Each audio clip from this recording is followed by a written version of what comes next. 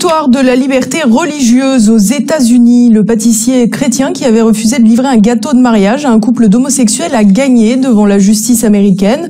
Une décision qui remet l'objection de conscience au cœur du débat. Pierre Bergeron.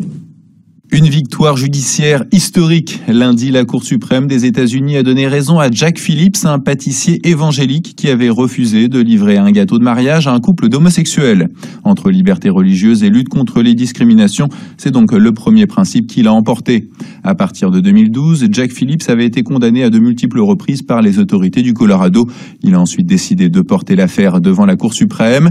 Les juges se sont alors prononcés à une nette majorité, 7 voix contre 2, en faveur du pâtissier reconnaissant son droit à l'objection de conscience. Ils ont par ailleurs estimé que la Commission des droits civiques du Colorado avait manifesté, je cite, une hostilité claire et inadmissible à l'égard de ses croyances religieuses sincères.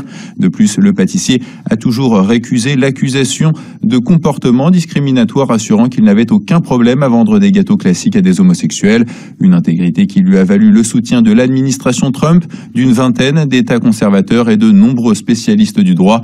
Pour Gregor Pupink, directeur du Centre européen pour le droit à la justice, l'arrêt de la plus haute juridiction des États-Unis va clairement dans le sens du respect de la liberté de conscience. La création du droit au mariage homosexuel provoque des tensions sociales, crée des conflits entre personnes et il appartient maintenant aux juges de devoir les trancher.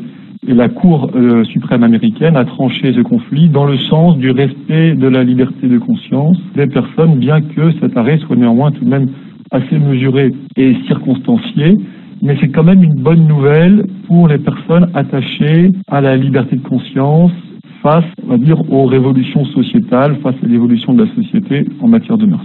En attendant, la décision de la Cour suprême va faire jurisprudence, car comme l'a déclaré le juge Kennedy, l'issue de tels cas dans d'autres circonstances doit attendre une explication plus poussée devant les tribunaux. Jurisprudence aux États-Unis donc, et même au-delà, en Europe, comme nous l'explique Gregor Pupink, la Cour européenne des droits de l'homme a déjà reconnu le droit à l'objection de conscience. Elle a quand même eu à une fois l'occasion de se prononcer sur l'objection de conscience à la célébration d'union entre personnes de même sexe dans une affaire anglaise. Et là, la Cour de Strasbourg a aussi reconnu que l'objection de conscience à la célébration de telles unions relève aussi du champ de la liberté de conscience et de religion et est protégée au titre des droits de l'homme, mais protégée dans une mesure limitée. Et c'est là, on va dire, c'est sur la modulation de son application que vont se jouer les prochaines affaires. Quoi qu'il en soit, avec l'avènement du mariage homosexuel, la question de l'objection de conscience sera de plus en plus d'actualité. On a d'un côté une multiplication des religions en Europe et de l'autre des normes sociales qui tentent à s'imposer sur des sujets de société. Les juges auront alors à déterminer des critères pour trancher.